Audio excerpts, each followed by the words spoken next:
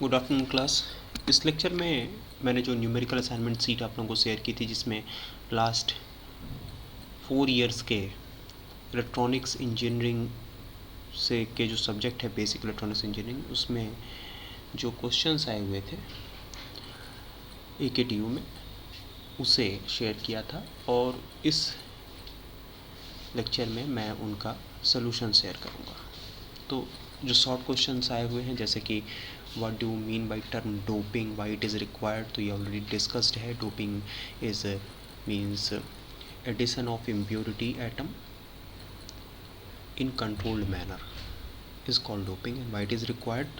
It is required so that we can improve the conductance and resistance related properties of the material.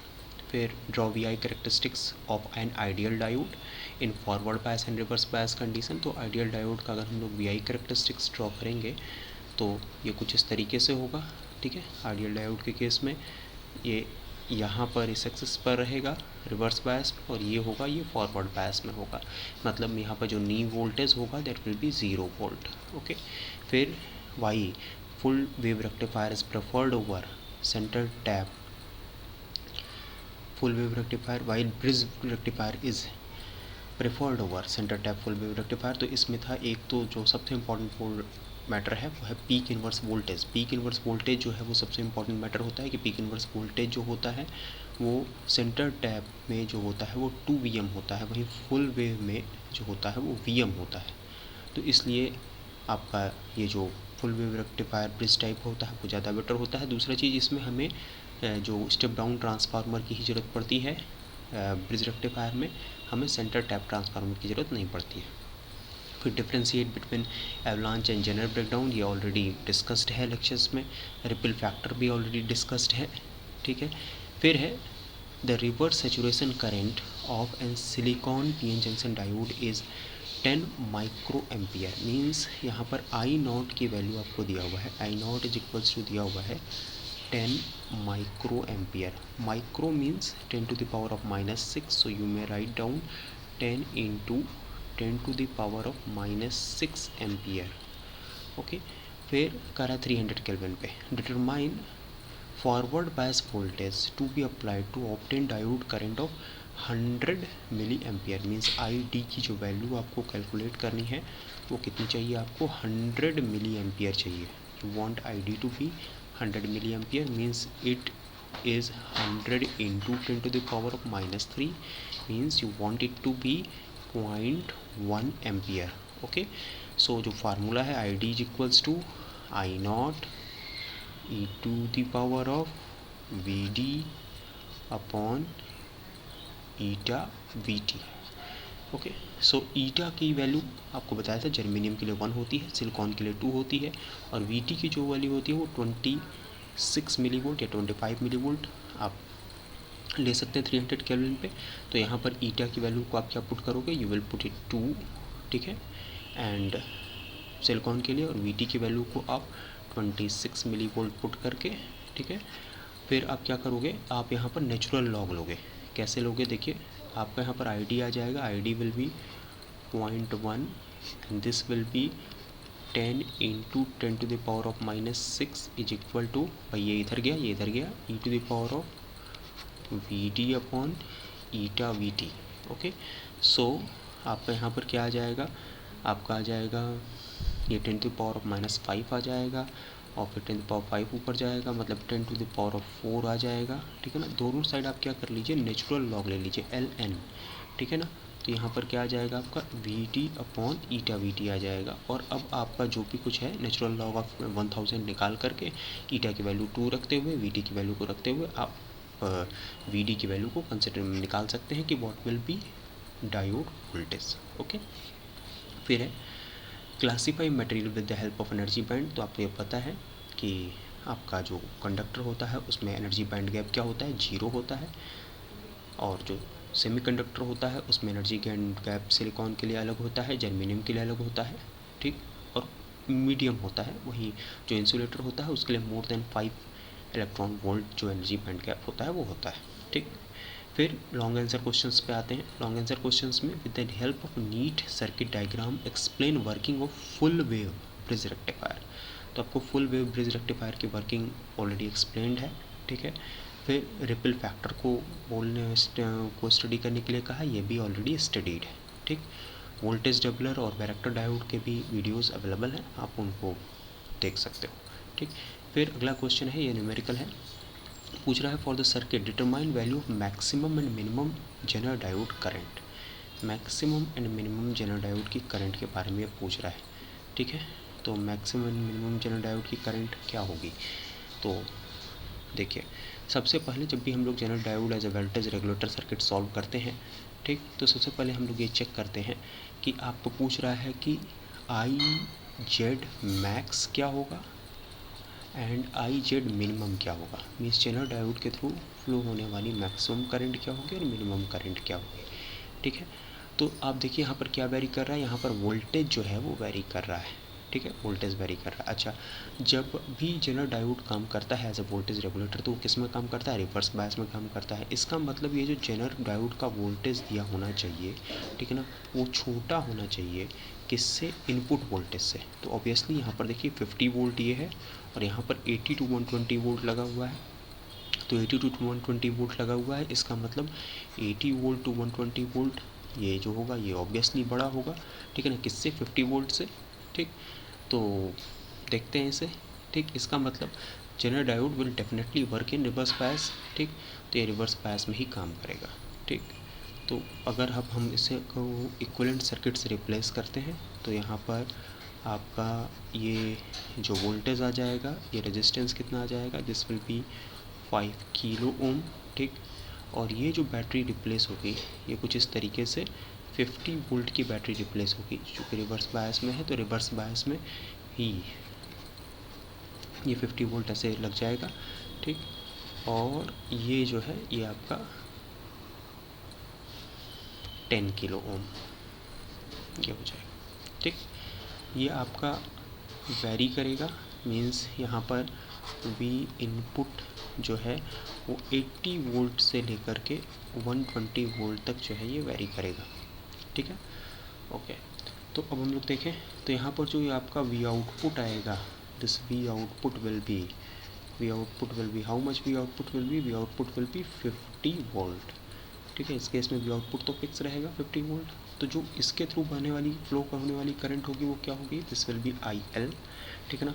और यहाँ पर जो current आएगी that will be आई, और इसके थ्रू जो करंट जाएगी that will be I Z, ठीक है। तो सबसे पहला जो स्टडी है हम लोग 80 वोल्ट के लिए करेंगे और 80 वोल्ट के लिए देखेंगे कि क्या कैलकुलेशन आ रहा है, ठीक है। तो 80 वोल्ट के लिए अगर हम लोग करें कैलकुलेशन तो 80 वोल्ट के लिए यहाँ पर जो वी इनपुट होगा वो 80 वोल्ट होगा, ठीक है। तो ज़रा सबको पहले अलग अलग लिख लेते हैं। तो आई की वैल्यू ज़रा बताइए क्या होगी? आई की value this voltage minus this voltage divide by resistance. तो ये वोल्टेज बताइए क्या है?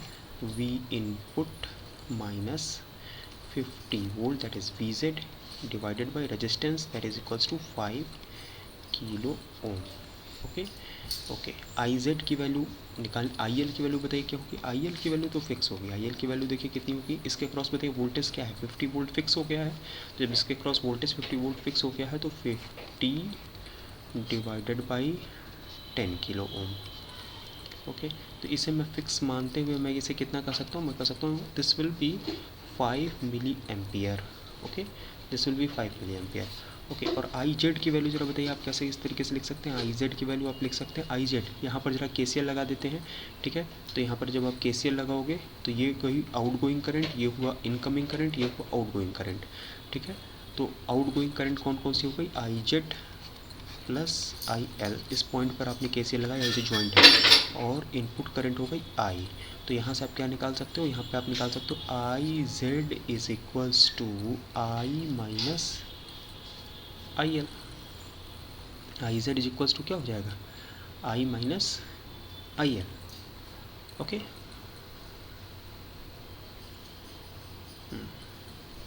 ठीक है। अब मान लीजिए आपने सबसे पहले मैक्सिमम के लिए बात किया, तो मैक्सिमम के लिए ये भी क्या होगा? मैक्सिमम होगा, वी इनपुट भी मैक्सिमम लेके करेंगे और मिनिमम के लिए करेंगे तो वी इनपुट भी मिनिमम लेके करेंगे। मतलब दो कंडीशंस यहाँ पर हमारे सामने हो सकती है। एक हो सकता है 80 minus 50 divided by 5 kilo ohm. और दूसरी कंडीशन ये किसको रिप्रेजेंट करेगी, ये मिनिमम वाली कंडीशन को रिप्रेजेंट करेगी, ठीक है। और दूसरा हमारे पास ये हो सकता है, दूसरा हो सकता है आपका 120 माइनस 50 डिवाइडेड बाई 5 किलो ओम, ठीक है। और ये बताइए किसको रिप्रेजेंट करेगा, this will represent maximum condition, ठीक है। तो इस केस में जो कैलकुलेशन के बाद आपका जो रिजल्ट आएगा 70 divide by 5, that will be 70 divide by 5 means this will be 14 milli ampere, okay. और इस केस में जो रिज़ल्ट आएगा, इस केस में जो रिज़ल्ट आएगा वो आपका आएगा 6 मिली एम्पियर। मतलब अब हम लोग के पास दोनों ही करंट की वैल्यूज़ हैं, मैक्सिमम करंट की भी वैल्यू है, मिनिमम करंट की भी वैल्यू है। तो जब हमें आई जेड मिनिमम निकालना होगा तो आई जेड मिनिमम बताइए हम कैसे निकालेंगे, इनपुट को मिनिमम लिखेंगे, I minimum minus I L. तो आई मिनिमम की वैल्यू चलो बताइए कितनी है, आई मिनिमम की वैल्यू है 6 minus 5 that is equals to 1 milli ampere, okay. फिर उसके बाद आपका आई जेड मैक्सिमम बताइए क्या होगा, I Z maximum will be equals to I max minus I L, okay. तो आई मैक्स की वैल्यू बताइए कितनी हो जाएगी, 14 minus 5, so this will be equals to 9 milli ampere, okay. तो इस तरीके से आप जेनर डायोड के थ्रू क्या मिनिमम करंट फ्लो करेगी, क्या मैक्सिमम करंट फ्लो करेगी, ठीक है, इसे आप देख सकते हो। तो इस तरीके से एक और चीज़ प्रूव होती है कि जेनर डायोड कैसे वोल्टेज रेगुलेटर की तरह से काम करता है। वोल्टेज रेगुलेटर मतलब ये आउटपुट वोल्टेज को फिक्स किया रहेगा, मीन्स आउटपुट वोल्टेज इसके क्रॉस 50 वोल्ट लगातार मेंटेन रहेगा, भले ही आप इनपुट वोल्टेज को वेरी करते रहिए, ठीक। ये आउटपुट वोल्टेज फिक्स रहेगा। तो भाई ये कैसे पॉसिबल है, तो क्या करेगा भाई, अगर आप वोल्टेज बढ़ाओगे तो करंट बढ़ेगी, तो जो एक्स्ट्रा करंट जो इनपुट से निकलेगी वो जेनर डायोड अपने थ्रू फ्लो करा लेगा, ठीक। तो दैट्स हाउ एक्स्ट्रा करंट को वो अपने थ्रू फ्लो कराते हुए जेनर डायोड सर्किट को एज वोल्टेज रेगुलेटर मेंटेन किया रहता है, ठीक है। तो ये एक प्रॉब्लम थी जिसका हम लोगों ने zener diode as a voltage regulator का सलूशन देखा, ओके।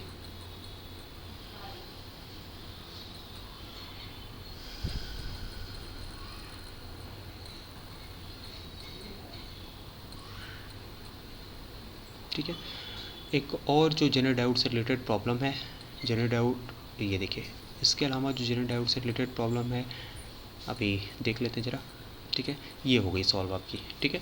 फिर अगला क्या है, एलसीडी है, एलसीडी का लेक्चर आप देख सकते हो, ठीक है। फिर ये वेव फॉर्म आपको पता करनी है, तो ये आपकी क्लिपर सर्किट की वेव फॉर्म है, ये भी देखते हैं, ठीक है। ये देखिए जेनर डायोड का ये है, पूछ रहा है कि इनपुट का रेंज क्या रखा जाए so that zener diode is in on state, कि जेनर डायोड जो है वो ऑन स्टेट में रहे, ठीक है। तो जेनर डायोड ऑन स्टेट में रहे, इसके लिए आपको पूछ रहा है कि इनपुट वोल्टेज की रेंज क्या होनी चाहिए, ठीक है। वीजेड आपका फिक्स कर दिया है, ठीक है। आपका यहाँ पर मैक्सिमम दिया हुआ है कि भाई मैक्सिमम इतना जो है वो आप जेनर डायोड के थ्रू करंट फ्लो करा सकते हो, इससे ज़्यादा करंट नहीं फ्लो करा सकते, ठीक है ना। और इनपुट मिनिमम हम लोग देखेंगे कि कितना हम लोग मिनिमम फ्लो करा सकते हैं, ठीक है। तो इस प्रॉब्लम को हम लोग सबसे पहले लेते हैं, ठीक इसी तरीके से 2017 में आया हुआ प्रॉब्लम है, ठीक है। और इसके अलावा एक और जो प्रॉब्लम है जो जेनर डायोड में पूछा गया है वो ये है, ठीक है। इसमें पूछ रहा है कि रेंज बताइए आर एल और आई एल का, ठीक है ना, that will maintain constant output voltage, ठीक है ना। आर एल और आई एल का आपको रेंज बताना है ताकि यहाँ पर आउटपुट वोल्टेज जो है वो 10 वोल्ट जो है वो क्या रहे, वो कांस्टेंट रहे, ठीक, वो चेंज ना हो, ठीक। इस केस में भी यहाँ पर रेटिंग दिया हुआ है, कोई बात नहीं, ठीक है। इसे हम लोग देखते हैं कि इसे हम लोग कैसे सॉल्व कर सकते हैं।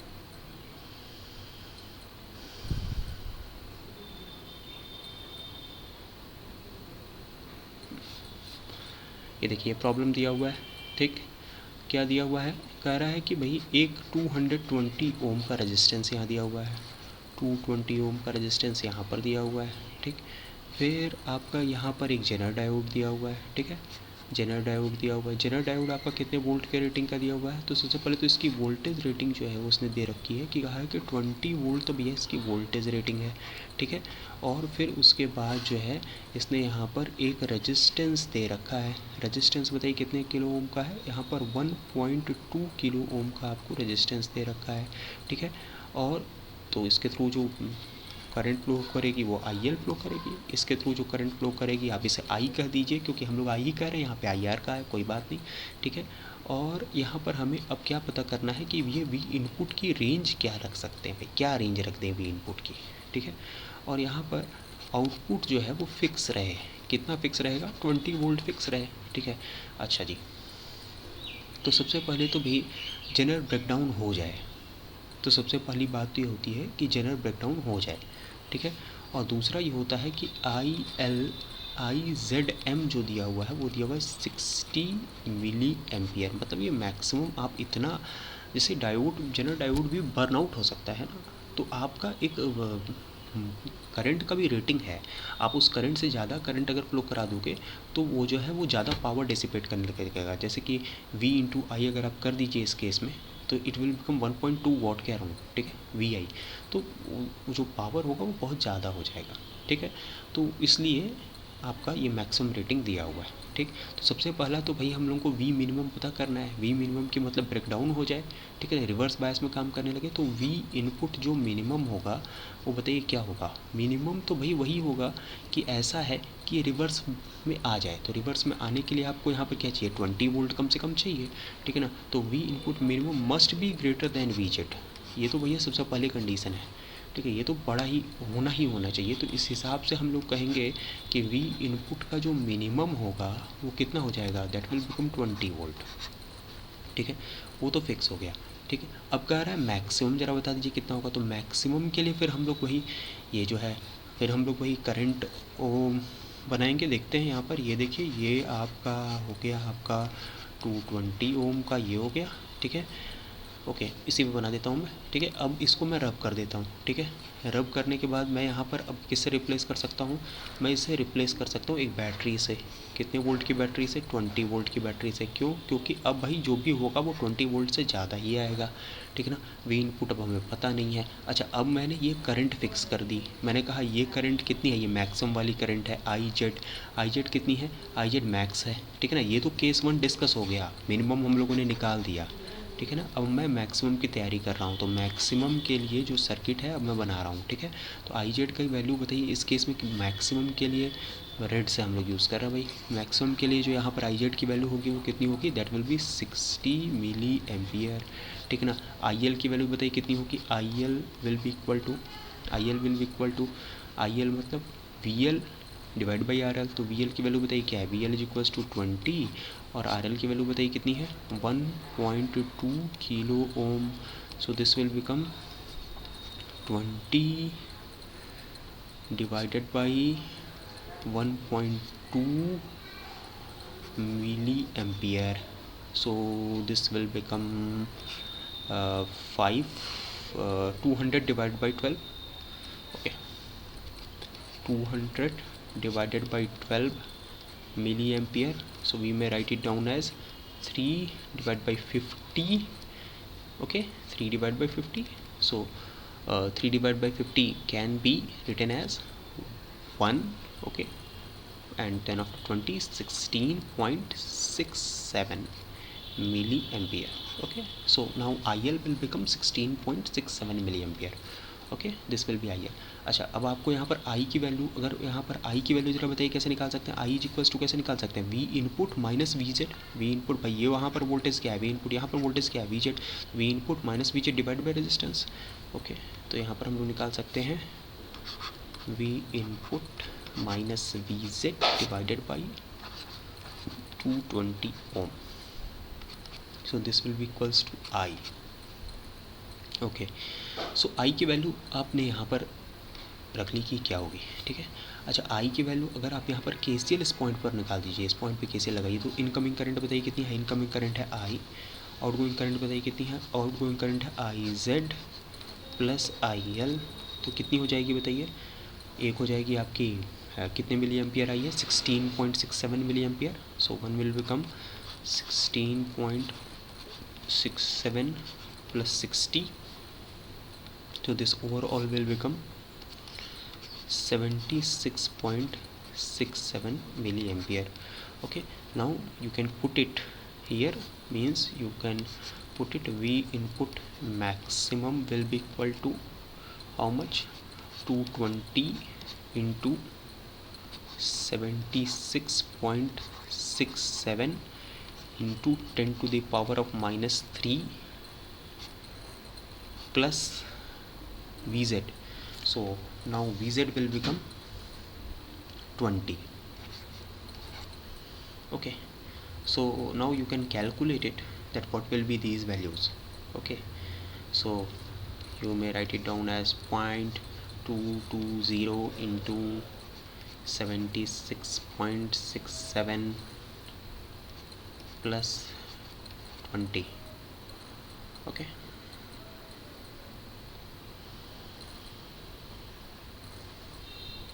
so whatever answer will come, you can write it down, you can get it. Okay, this can be approximately 1/4 of 75 or 70, means this will be 37 or 38, around 35 to 40 in between it, this will come.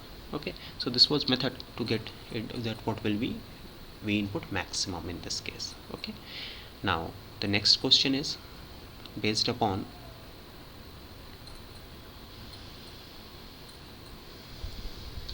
Zener diode, which has came in AKTU examinations, is this one. Okay, so what you have to find out in it, you have to find out that what will be range of RL, means how much RL can be changed.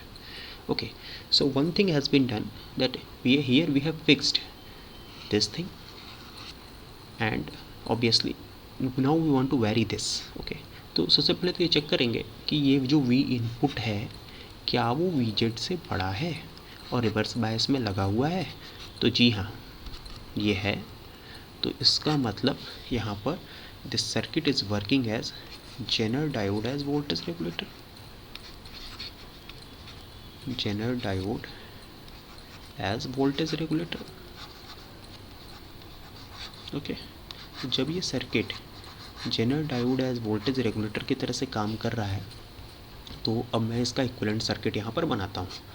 तो equivalent circuit देखिए कैसे बनेगा. This will be 1 kilo ohm. Okay, यहाँ पर जो voltage होगा that will be 50. Okay, now we can replace this voltage, how much, 10 volt. Okay, and here is R, that is resistance. Okay, or here we will get IL, that is, और यहाँ पर जो IZ की value होगी. Okay, IL अब very करेगा. अब input ये अब आप इस सर्किट को देखोगे तो आपको ये समझ में आएगा कि सर ये तो फिक्स हो गया ना, ये 50 और ये तो फिक्स हो गया, मतलब now we will get this as a fixed value. अब क्या वेरी करेगा, ये वेरी करेगा. तो जब ये वेरी करेगा तो भी हमें आउटपुट वोल्टेज तो फिक्स रखना है. आउटपुट वोल्टेज हमें क्या रखना है, 10 वोल्ट ही आएगा. ठीक है, तो जब ये वेरी करेगा और ये फिक्स है, तो जो भी एक्स्ट्रा करंट इसके थ्रू फ्लो करनी होगी या कम करंट फ्लो करनी होगी वो कौन मेंटेन करेगा, तो IZ. तो आपने देखा कि भले ही इनपुट रेजिस्टेंस वेरी करे, ठीक, या फिर आपका लोड रेजिस्टेंस वेरी करे, दोनों में से कोई भी एक वेरी करे, तो भी आप ये देखोगे कि आपका जो Zener डायोड है वो जो भी एक्स्ट्रा करंट होती है, जो भी एक्सेस करंट होती है, वो उसको अपने थ्रू फ्लो करा देता है.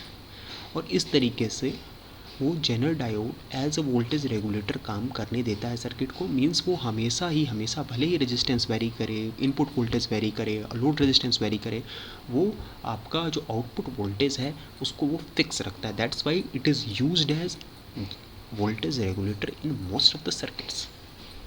ओके, तो अब यहाँ पर देखते हैं I की वैल्यू. देखिए क्या हो गई, I की value, I is equals to, so this is 50 volt and this is 10 volt. So now we will get 50 minus 10 divided by 1 kilo.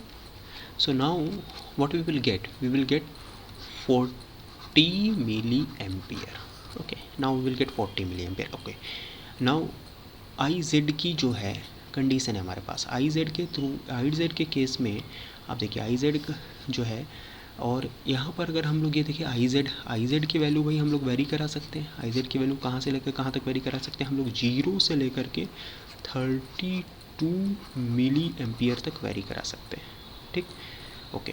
तो आई यहाँ पर अगर आप KCL लगा दीजिए तो incoming current is equals to outgoing current होता है।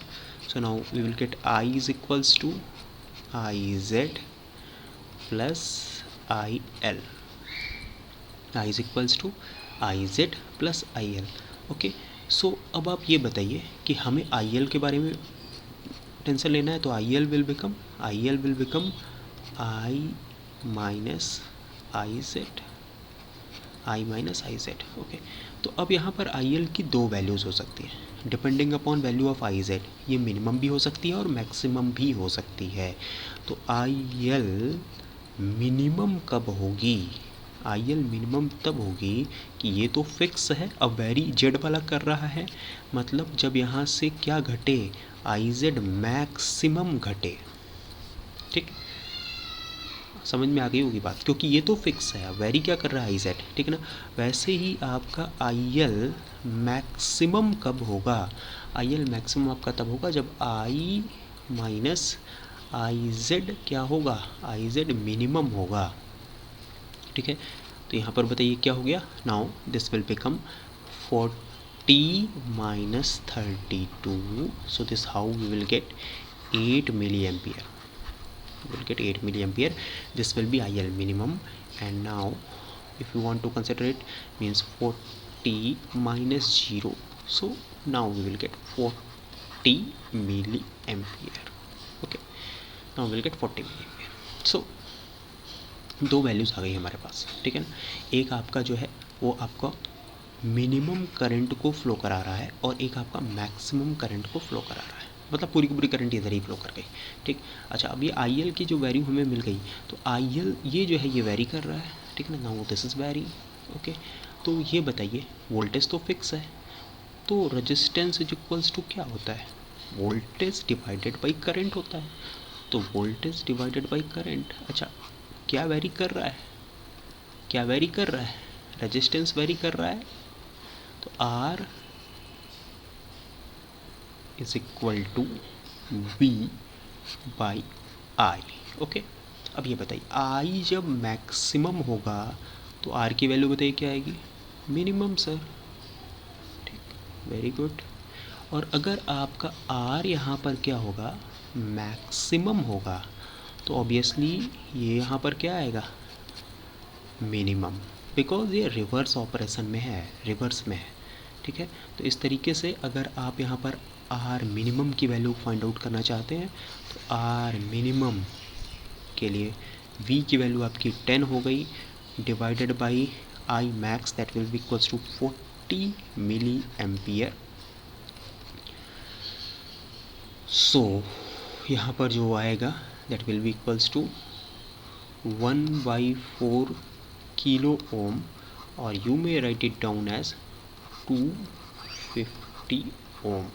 ओके, और अगर आप IL मिनिमम फाइंड आउट करना चाहते हैं, so R minimum will be equal to how much? 10 divided by 8 milli ampere, so this will become 10,000 divided by 8. Okay, so now this will become 2 and this will become 2,500, so we may write it down 1.25 kilo ohm. Okay, so this is how we can calculate what? We can calculate resistances, okay, in case of Zener diode being work as voltage regulator. तो इस तरीके से Zener diode जब voltage regulator की तरह से काम कर रहा होगा तो आप इस तरीके से कैलकुलेशंस कर सकते हैं। ठीक है, इसके बाद के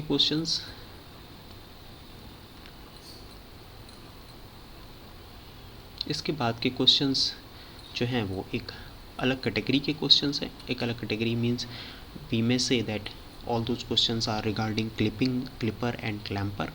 तो उसको हम लोग जो है सेकेंड पोर्शन ऑफ वीडियो में डिस्कस करते हैं।